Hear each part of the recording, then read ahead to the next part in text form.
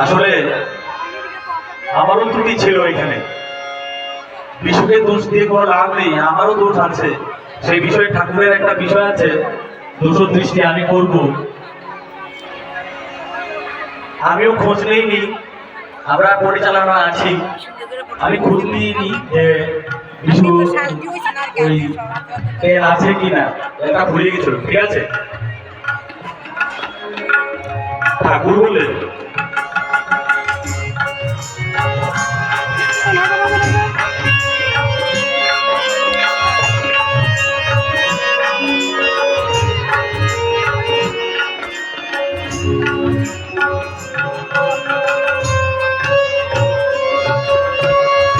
গুরু যদি অপমান করে পারি শিষ্যের মন, কারণ পীড়ন ভৎসনায় হয় অভিযান।